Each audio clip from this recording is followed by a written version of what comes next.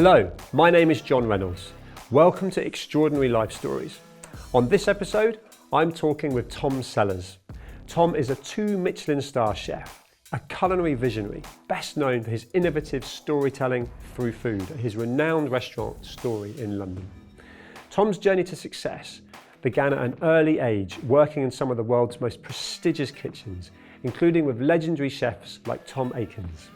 His relentless pursuit of excellence earned him his first Michelin star at just 26, cementing his place among the top chefs in the world.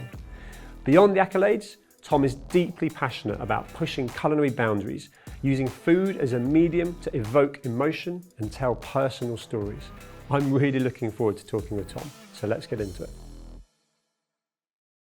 Tom, thank you for joining me. Pleasure. Tell me, who is Tom Sellers? Good question. Who is Tom Sellers? Tom Sellers is somebody that always shows up. I love that. There's such a stigma now with kind of Gen Z that have everything, dare I say, made relatively easy for them with tech advancements and phones, and can deliver food while we're sat here and book a hotel room and so on. And it feels to me like that's changing, whereas you've been consistently someone that always shows up. You know, that came from probably learning early in life that, particularly around education, that wasn't the path that I wanted to go down. And, you know, I think the syllabus of education is obviously flawed and restricted. And, you know, I think I very much reverted to work ethic was very important. It was a quality that was taught to me by my father in heaps. And, you know, I felt that whatever I was going to do in life, you know, I needed to be passionate about it and I needed to work extremely hard at it. So, you know, I think where we see people now, and particularly Gen Z, and how that's, you know, changing, and the environments that are changing, and, you know, the power of social media and all of the influences that they have, I think, look, you know, it's very blurred between like perception of what life is and reality, and, you know, the messaging that's put out there.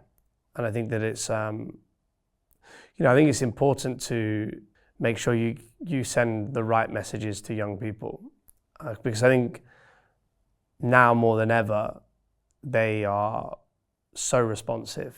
You know, I think because of the advances in technology and how they interact and how everything is so multifaceted, you know, and overstimulated. So I think it's really important to be, you know, we try and be, particularly, I guess, in my industry, you know, as somebody that now is becoming probably older, if I dare say. You know, I've been doing this a long time, but it's making sure that the people that enter it, they understand the reality of what working in a, you know, a top level restaurant looks and feels like. Yeah, which is, there's a discipline, isn't there? There's a whole forming of habits which can come from, certainly in your example, and mine actually, that was outside of school. You know, I never used a Bunsen burner since I left school. I wasn't taught finances. You've learned all of that as a successful businessman, right the way back from almost an apprenticeship learning, going to the local pub, starting with pot washing, and then finding your journey and being mentored. You know, as I said, I've always felt very lucky that I felt like I found what was meant for me. But yeah, look, learning your craft, whatever craft that is, in whatever industry, it's thousands and thousands of hours, you know, under different levels of pressure. And you can never learn that better than in the best environments. You know, you have to put yourself in positions of being uncomfortable and, you know, being coached hard, being taught hard, understanding what standards are and discipline. And, you know, I think that now the desire to do that has never been less.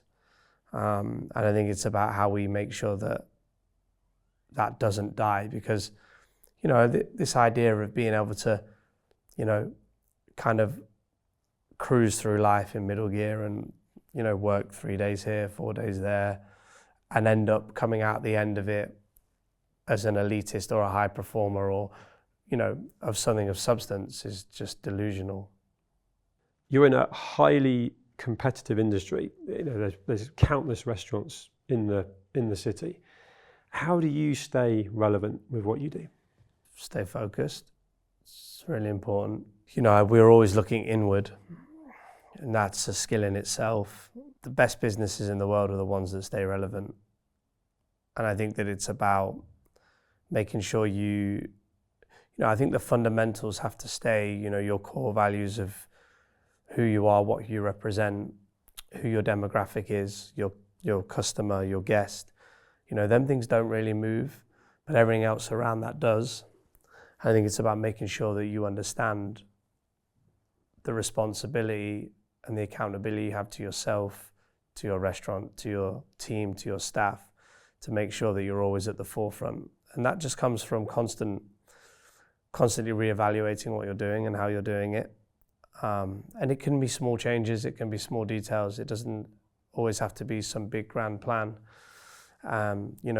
It's more about evolution than revolution. Yeah, I can tell it's a real conscious effort to stay present and really evaluating and constantly probably getting feedback and checking in with the team. Look, staying present is probably one of the hardest things to do now in this day and age, because you are constantly given information of other things elsewhere. This is what they're doing, this is how they're doing it, or have you seen this over here? Distracting, right?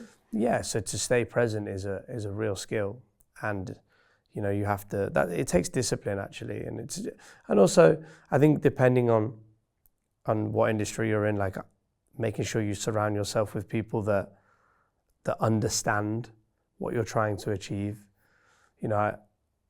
I've been very fortunate, or I hired well. I don't know which one it is, or maybe it's a mixture of both. That then people are there, or they almost are protecting what you've built. There's a level of protection around making sure, okay, this is who we are, this is what we represent, and this is how we're going to constantly be relevant to the world. So much it will be made of two Michelin star, successful restaurant owner, but one of the skills I would sort of compliment you with is the people skills, and you don't get taught that at school. We sort of covered that earlier in terms of what you don't learn at school, but that's not just allowing you to have time back to yourself, but also to scale an empire. Where did you really learn those skills? Where did they come from? Well, I think answers to the latter part of your question is I played a lot of sport as a child, and I think that team sports, one, I was coached hard myself, and then I was surrounded by a group of peers that had a similar ambition, that wanted to win, not lose. But we won together and lost together, of course. And how you communicate with them, and how you carve your own leadership out of that, and how you harness certain things. And I think for myself, I knew early on that if I wanted to achieve bigger things, I needed a team. It's definitely not just myself, and they're a huge part of the restaurant and the business now. I think we're close to 100 employees, so it's a lot of people to think about and manage.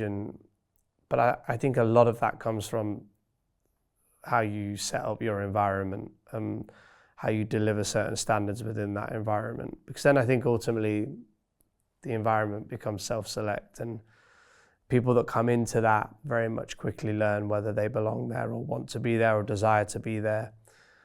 So yeah, I think for myself, it wasn't so much about, there is this overarching set of like non-negotiables and standards that we set as a restaurant, as a business, as an environment, as a group. But then the man management part is obviously equally important. And a lot of the times, it's no coincidence that the more talented individuals can be the harder to manage. That comes hand in hand. Which often comes down to ego. Yeah, managing the ego. Yeah, it can, and I think that gets fast-tracked now in this day and age. They think that they deserve everything now, and life doesn't work like that.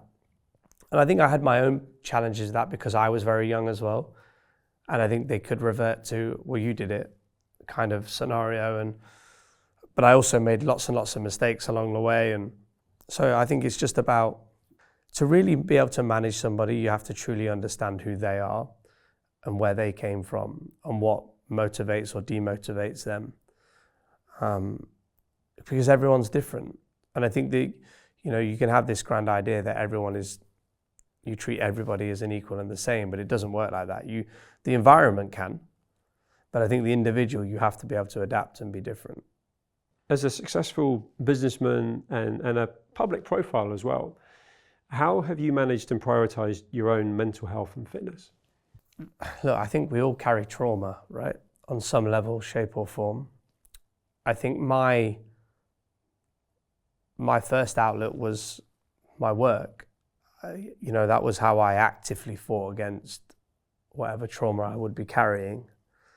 But I think, in terms of like mental health, and obviously it's a word that's said a lot at the minute, or a phrase that's said a lot. And I think for myself, we talked about social media earlier. I actually don't have social media on my phone anymore. It can become fairly overbearing.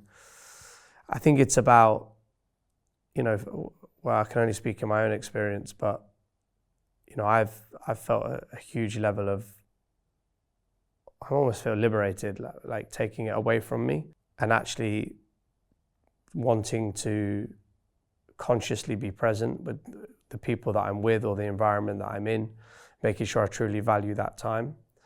I think as much as social media has changed and it has benefits within businesses, within life, I think obviously there's a lot of challenges around it too. And I think that obviously it's probably not policed well enough. There's no real restriction on social media.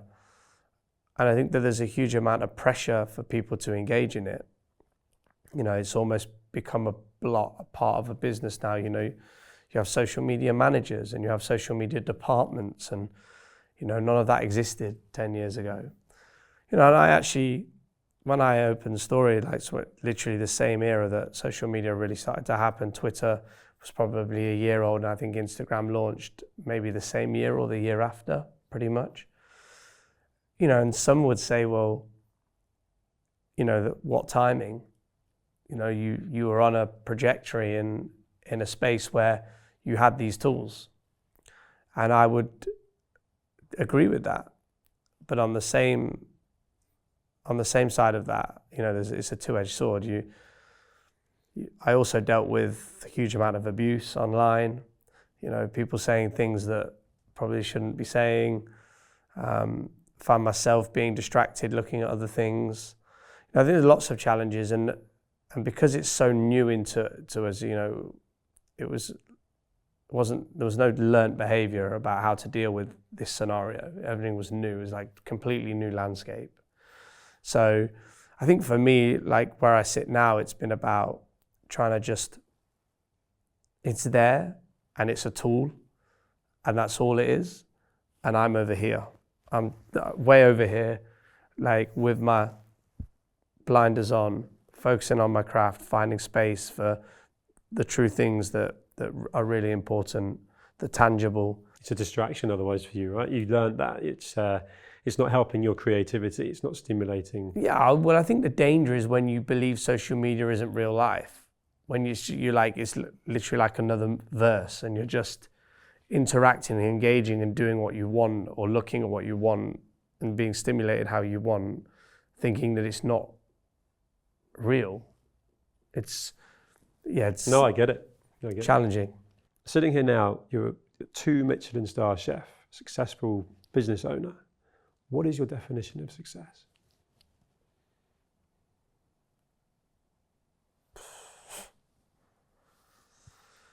I love the fact that it wasn't an obvious answer to you. What I thought was success wasn't. What was success to a younger version of yourself? Accolades. Yep. Notoriety for your craft and what you've spent your life working on, right? And what you've sacrificed so much for would have been ultimately what I saw success as. So you've actually succeeded in that. So now, is it more just being best version of yourself and purpose and having that purpose? I think if I was to answer the question now, I think it's probably success to me is probably the relationship that you have with yourself, relationship you have with your family and your friends, your peers and your loved ones. And I think probably being able to look yourself in the mirror and know that you did everything you could to not let them down or you down. You're fueled with passion and purpose right now. I can feel it, and that's why actually it's not about a goal that the three Michelin stars would be awesome, but it wouldn't keep you awake at night if you don't get it. It's like, it's the passion. If you lose that, then Yeah, and I think that's growth in myself. I don't think I could have said that or recognized that 5 years ago. So, yeah, I think, look, I want to keep creating great spaces for young, ambitious people to be able to work within and learn from the environment and set standards that hopefully make our industry better in years to come. And in the same breath, I want to try and do things, I want to cross-pollinate talent, cross-pollinate different industries, do things that feel disturbing, progressive, that people turn and look at and say, that was out there. Yeah. And I think that's important. It's what that excites me. I can tell. And actually on that, it goes back to this creativity side of things. And by default, if you're creating, so if you're a scientist and you're experimenting, which you as a chef, you're experimenting, you're going to have countless failures, countless things that don't work. So when you're creating the fusions, when you're creating the menus for your restaurants, how many opportunities do you work on? How many dishes do you work on that you kind of sweep off the table to get to the ones? Is it a constant kind of? Yeah, it's just a constant body of work. Obviously it's naturally dictated by the seasons that we'll find ourselves in, because it all starts with the product and the ingredient. But it's just a constant body of work. I think, I've been doing this a long time, and Story's been open almost 11 years. So you have a framework that you work within that feels very comfortable.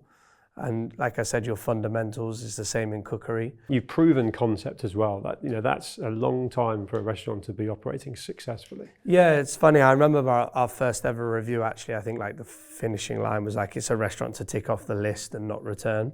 As in like it was going to be kind of a fad. I should thank her really, because it stuck in my mind forever onwards, right? That I didn't want my restaurant to be that ever.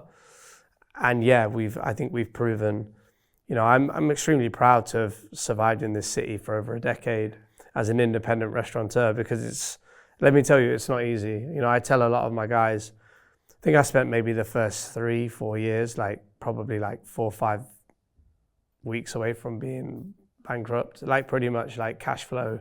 You start to learn. You just not talked about enough, right? Yeah, you don't understand Insta versus reality. Yeah, you don't understand that. And I obviously the whole driving force of the business was driven by a creative in me. But I've been very fortunate over the last 6 years to put amazing people around my table, whether that's operations, whether that's financial directors, a supportive board now. We've been able to put in a structure that, look, as a creative, you have to constantly find ways to make space for yourself. Even more now in the world we live in, because you step outside, you pick up your phone, there's so many things that can get in the way of you being that creative. I work really hard just to find space to be able to be that.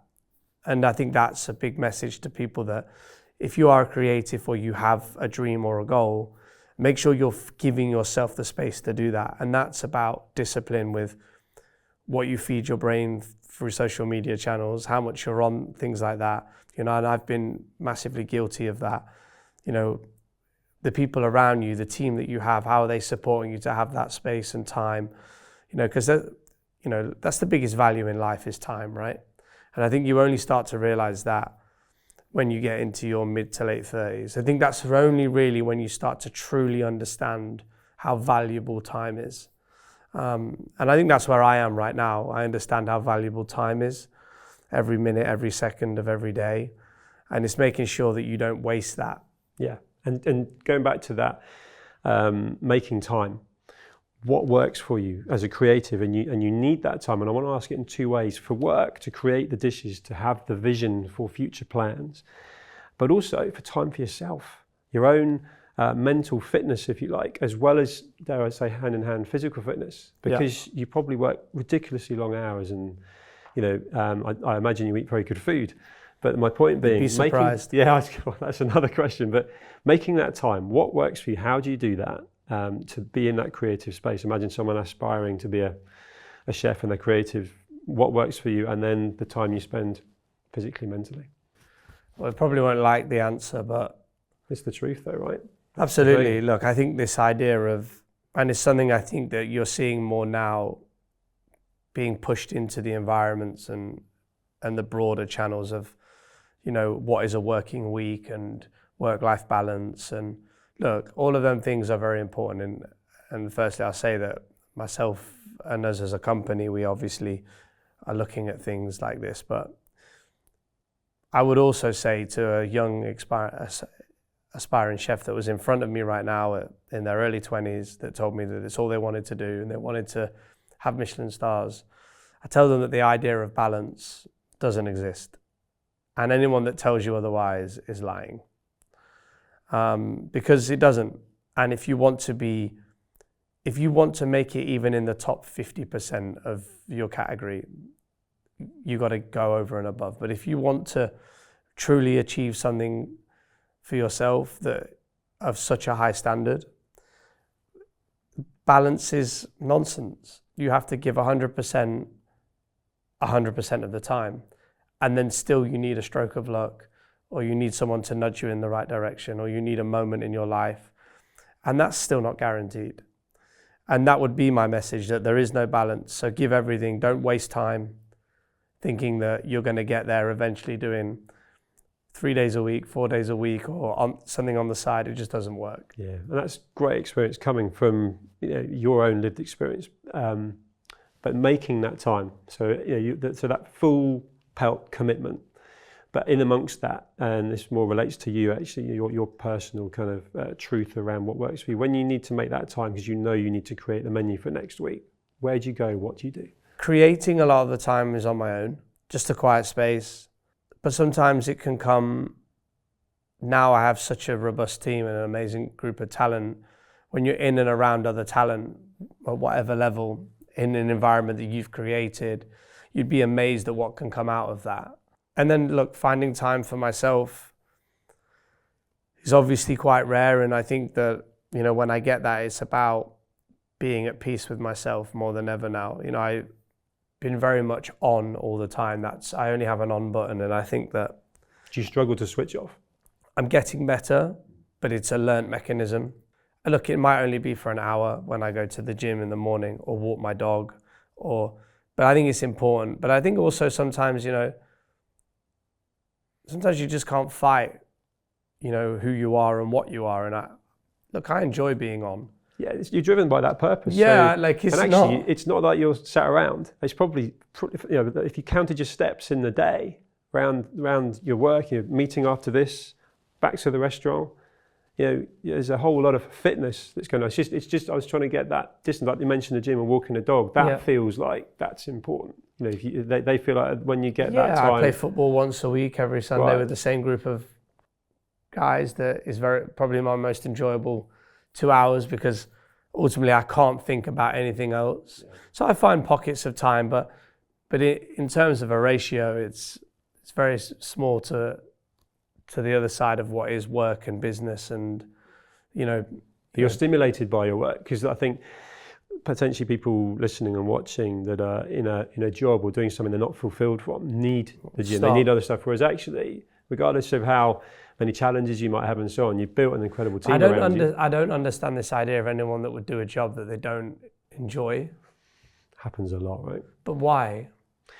If you think about your education journey and you left knowing that wasn't for you, and then you went, if I'm right, you went to the local pub and you started from there. So you went the apprentice route. If you go the academic route, you're effectively getting qualified to then be forced into an education system, and you take the roles potentially that are on offer. It's not always a choice. I think actually you reverse engineered the system. You left and went, this isn't for me. Let's find out what's going on in the world. Not everyone does that.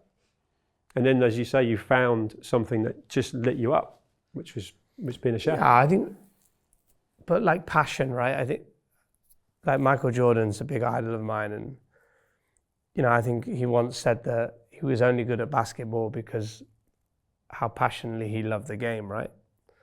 And I think there's so much in that, if you really think about what he's saying there, is that, I can be a great athlete and I can be good at basketball, but actually I became so good because I passionately loved the game.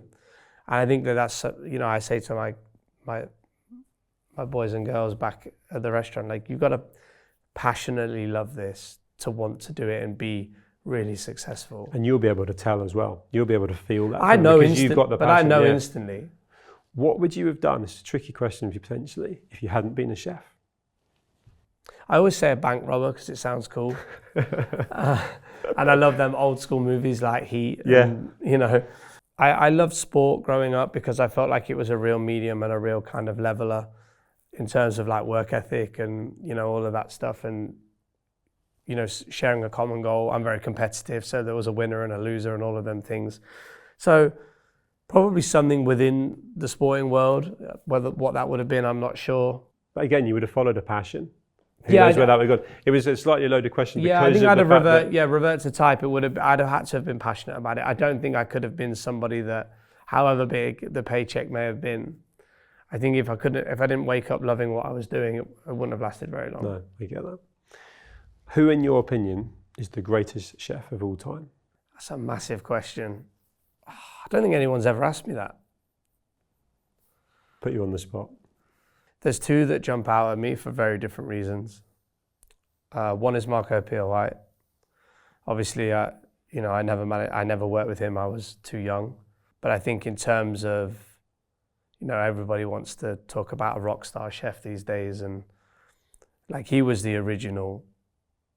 You talk about being disturbing and progressive and a pure passion for something. I think Marco was exceptional and a huge idol of mine, who I've actually never met, believe it or not. And then secondly, probably Thomas Keller. And I know that I worked for him, so it might be slightly biased. But I think in terms of a chef that shaped a whole generation of other chefs, and his moral compass, his integrity, his humility, his character, I'm still in awe of. And, I look at my own restaurant that's been my life's work, and I sometimes think that I'm still nowhere near somebody like him in terms of his stature and what he's accomplished. So that's probably the answer in No, that's great. I wanted it to be really personal, rather than naming the sort of top. I really was a personal, and the fact that you've worked with Thomas Keller is instantly, you're going to, of course, you can be biased, but you've been in the presence of, you've learned from, you've seen, you can't get away from that, right? Let alone the fact that in the stature of all these great chefs, he's right up there. Yeah, I feel very lucky to have worked alongside him. Yeah. If you had a final meal tonight, yes, starter, main, and dessert, what would be your ultimate culinary celebration? You've been asked that before? Yes, okay. Yes, for sure. I imagine it changes, doesn't it? Because you are evolving your own... No, it's always my mum's lasagna. Oh, I love that. But it'd be with a really, really good bottle of red wine. Okay. Something really special. Yeah. And what about a starter and a dessert? I'm a simple man. Starter, probably maybe oysters, or definitely something shellfish driven, maybe prawn cocktail, something super classic. I love a prawn cocktail. Yeah, and then dessert wise, like a homemade baked rice pudding would be good. Yeah, I think I'm getting hungry now. I think something, when I think about things like, I think the power of narrative, right? Like I always think like, okay, so your last meal, like, what do you want to feel like? You want to feel like really loved. And like these are dishes that like for me make me feel really loved. They were dishes that my mother made when I was at home, and it's different to like, I'm going to eat a massive tin of caviar, or like, no, for me dishes that really mean something. Which is such a brilliant answer from you, because it's not just about the food, which goes right back to your heart of storytelling, creativity. It would be the fact that whilst you're eating the food, there is an experience. And it feels like that's a massive part of what you have been doing and have done, which is at the core of your authenticity as a person, but also with the restaurants, right? Yeah, so if someone has a dish in your... Food is emotive. Yeah. Like full stop. Yeah. I could pull out a bag of crisps now and it could like someone in this room could be like, oh, I remember when I ate them the first time in a pub with my friend. Like, food is emotive in general. Yeah. Like, He just reminded me, I remember Skips, Yeah. the school run with Paul O'Neill I There you used go. to do at school. And his mum would produce a bag of Skips each, and I haven't had them for years, but you saying that just triggers a There you thought. go. Yeah, I get it. And capturing that in the restaurant, is there a dish or a sort of a recipe, if you like, that you've put together that you're most proud of? And has that been recognised in popularity as well? Is there like a signature dish? In my ignorance, I've never eaten in Story, but is there just one dish that you are super proud of and everyone goes, that's my favourite? Yeah, I think the most original dish is the candle, which, I think obviously people talk about that, but, it's very hard For to those that don't know, describe it. So candle, it's obviously grew up kind of working class up north, Midlands. My father would always eat bread and dripping on a Sunday. So kind of like the leftover, after roasting the meats, the leftover kind of like fat and meat jelly, he'd have it on toast. And I guess I tried to project that into something that could stand in a restaurant. So we made a candle, not from wax obviously, but from beef tallow. And then it's lit at the table and you dip your bread in and it's served with different condiments. And it's evolved over the last kind of decade.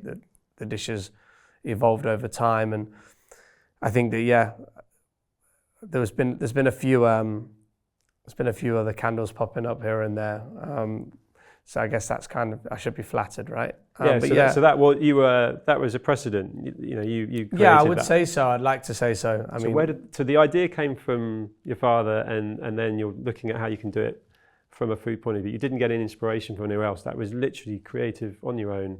Yeah, like when you just think about dripping, the word itself, and then watching a candle drip, and look, if you look back in years and years historically, wax was expensive and candles were made from tallow originally years and years ago. So I guess it was kind of looking back to go forward, and everything came together. Yeah, it's awesome. Well, I have so enjoyed talking with you, Tom. I'm now Thank you. Incredibly hungry as well. Thank you, because I know how busy you are. And so it's pleasure. an absolute pleasure, privilege to talk with you today. Thank you for coming. Thank you for having me. Thank you. Cheers, Tom.